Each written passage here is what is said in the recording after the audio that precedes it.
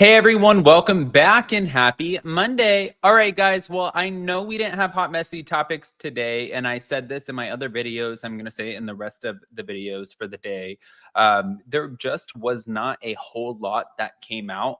Of course, we watched Real Housewives of Atlanta last night, and we're going to be sharing more. But I did want to let you guys know, for those of you who are part of our members only on the YouTube channel, we are bringing back the after parties for the Valley. And I think that's what we're going to do with the YouTube channel. Yes, we're going to be taking trips. BravoCon, we're about to go to the Dominican Republic. That content, that's going to be for the members only as well. But trips are kind of far and few between. However, I think doing an after show would be really, really great for everyone. Now, with that, guys, we have more to discuss, especially Gia calling things out and Joe Giudice. Thank you to our girl Monica over at All About the Tea. I was like, what just happened? So before we jump in, smash the like button. If you're not subscribed, get subscribed. Don't forget to hit that notification bell, and let's jump right in.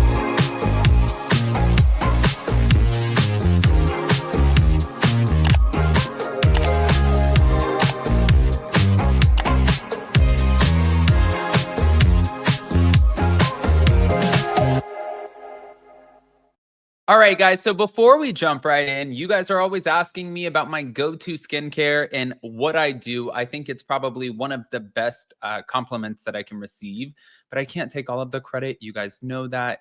It's not really a secret. I've shared it with all of you. So for those of you who are new, it is my Blooming Face Pro 2.0. And anyone who knows me knows that I won't just support any product. I have to love it. And I've been supporting this product for years now because I do absolutely love it and I implement it into my daily routine. But with the press of a button, you can change the settings and it uses these little microcurrents that you can hear. It sounds like a vibration to lift, illuminate, rejuvenate your skin and take the inflammation out, which I love. The best part is normally $300. Click on my link in the description or also pinned in the comment section. You get it for $200 off. That's amazing. And if you don't love it and it doesn't reduce your double chin, then they give you 100% of your money back. So that's a plus too. Now, with that, let's just jump into this, shall we? So Gia Giudice, we all know her. We know Teresa's oldest daughter, right? Well, she's getting, you know what, it's kind of interesting to me. She's getting a lot more involved in the drama. She went to law school. She was supposed to be going down a completely different path than her famous mother on reality TV, all of the things. And she realized, which smart of her, that there is a lot of money on the table right now. So I'm going to be an influencer. I'm going to join my own Bravo show, Next Gen NYC, which is coming out June 3rd. And I'm going to be an influencer for different brands. I'm going to collect the paychecks. And why wouldn't I do that? I think it's super smart. But with that, there's been a lot of backlash, especially because her mother and her stepfather are under scrutiny for these tax liens. And also people want to know what's happening with the Real Housewives in New Jersey. So it doesn't stop for her. And now I think that she's utilizing her platform, whether it's TikTok or even, let's say, her new podcast, Casual Chaos, to address these things that I feel like she normally wouldn't have addressed. So I find it to be entertaining. So again, amid the reports of her mother and her stepfather's $3 million in tax liens, she took to her TikTok to defend her family and herself. And she responded to comments labeling her parents as felons. And she was like, that was so 10 years ago. I mean, I saw some of the comments where they were like, oh, that was so 10 years ago. Girl, like, what's happening now? And I'm thinking in my head, I'm like, what do you want her to say to you? Do you want her to be like, yeah, my parents were terrible. Yes, awful people. That's not how she feels. I think that people want her to turn on Joe Giudice and Teresa and Louis as if that's not her like family unit. That's not going to happen. So when I see people with the nasty comments, I do kind of question, like, what are you trying to get out of this? Whatever you're looking for, she has so much loyalty. She's not going to give it to you. She's not going to give it to us. But okay. On top of that, she did also address when told to pay your taxes, because somebody said, you should pay your taxes. She said, I'm 24 and I file my own taxes.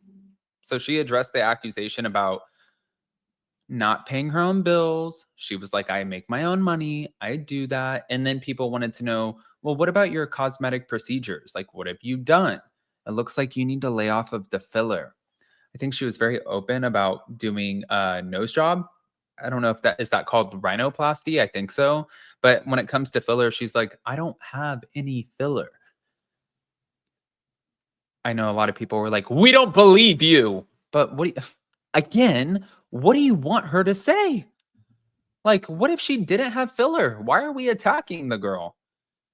But then she also explained her decision to forego law school. She shared that she graduated with her bachelor's degree in criminal justice, and she also had a minor in sociology. But then she also said that she was very content with her current path. She said, I'm booked and I'm busy. So what do you want me to say to that? But then the situation, of course, with her and the fans and, you know, like her family with the tax liens, everything escalated when Bethany Frankel went in on her TikToks and she commented on the family. And that's when Gia responded saying, you know, I hope that $1,000 TikTok paycheck pays off. And I hope that it was really worth it. And Bethany did respond. Now, we did a different video talking about how there was a fake statement that was out there, but to this specific situation, she responded. So you have that as well. Wait. All right. Now, I want to move on past Gia and I want to talk about the Joe Giudice of it all because I thought that this was interesting. And again, I'm not taking any credit for this. I'm going to give this all to All About the Tea. We love our girl Monica over at All About the Tea, and she posted this. Here we go. Joe Giudice blames the feds for targeting him over his fraud charges and deportation. Claims that he did nothing wrong. Time because I wasn't into any of all that stuff. You know what I mean? I was just working hard, doing my thing, and pretty much was a target for being on a television show. All right. So that's pretty much my case. All right. I was a target. I got targeted for being on a television show. And because of my ex-partner ratting me out, pretty much looked at me and my ex as a target to where, see, they're not interested.